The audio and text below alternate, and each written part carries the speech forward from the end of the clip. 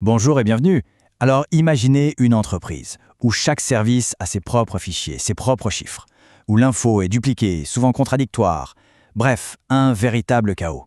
Aujourd'hui, on va voir comment les systèmes ERP promettent de mettre de l'ordre dans tout ça et même de donner aux entreprises un contrôle total. Allez, on décortique ça ensemble. Voici un peu notre feuille de route pour y voir plus clair.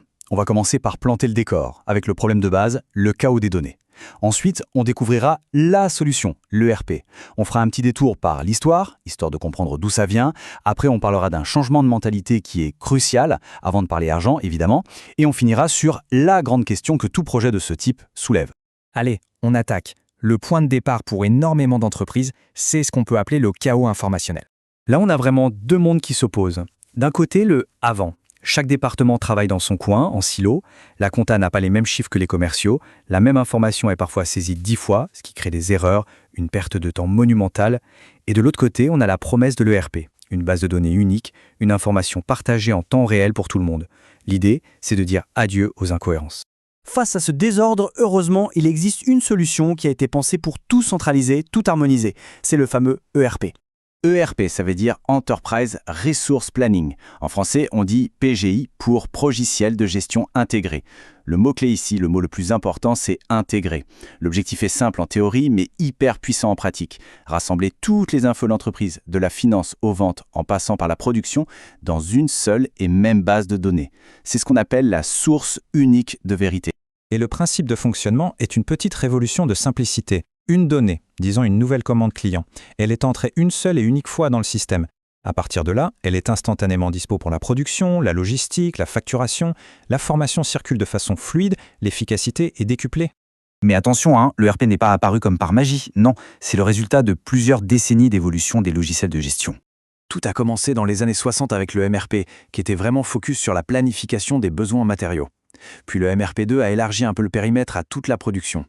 C'est dans les années 90 que l'ERP est né, en intégrant cette fois toutes les fonctions de l'entreprise. Et depuis les années 2000, on parle même de RP2, un système qui s'ouvre aux clients et aux fournisseurs. On voit bien cette évolution constante vers toujours plus d'intégration. Là, on aborde un point qui est absolument fondamental. Mettre en place un ERP, ce n'est pas juste une affaire de technologie, loin de là. C'est avant tout une révolution culturelle. Il faut apprendre à penser non plus en fonction, mais en processus. Il faut vraiment bien faire la distinction entre processus et procédure. C'est simple, le processus, c'est le « quoi ». C'est la grande chaîne d'activité qui permet d'atteindre un but, comme par exemple traiter une commande client. La procédure, elle, c'est le « comment ». Qui fait quoi, à quel moment, avec quel outil. Un URP, lui, est conçu pour optimiser les processus, ces grandes chaînes de valeur qui traversent toute l'entreprise. Et le moteur qui fait tourner tout ça, le chef d'orchestre en quelque sorte, c'est ce qu'on appelle le workflow. C'est lui qui automatise la circulation de l'information. Quand une étape est terminée, paf, il envoie automatiquement le dossier ou la donnée à la personne suivante, selon des règles qu'on a définies. C'est un peu le système nerveux central de l'ERP. Bon, toute cette belle organisation, ça a l'air idéal, mais évidemment, ça a un coût. Abordons maintenant les aspects très concrets du marché des ERP. Alors, voici quelques exemples de prix de licence par utilisateur, juste pour se donner une idée. On voit que pour les grands noms comme SAP ou Microsoft, ça tourne autour de 2000 à 2500 euros.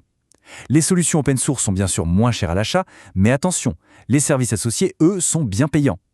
Ces chiffres donnent un premier ordre de grandeur pour l'achat du logiciel en lui-même. Mais attention, voilà le chiffre qui change toute la perspective. Le prix des licences du logiciel, il ne représente en réalité que 15 à 25% du coût total du projet. C'est vraiment juste la pointe de l'iceberg. Parce que la réalité est la voici. La plus grosse partie du budget, à peu près 80%, elle part dans les services. C'est-à-dire l'accompagnement, l'installation, la formation des équipes, l'adaptation du logiciel. Le vrai coût, le nerf de la guerre, ce n'est pas tant l'outil, mais c'est bien sa mise en œuvre. Et tout ça, ça nous amène directement à la question la plus importante, le véritable défi stratégique qui se cache derrière chaque projet ERP.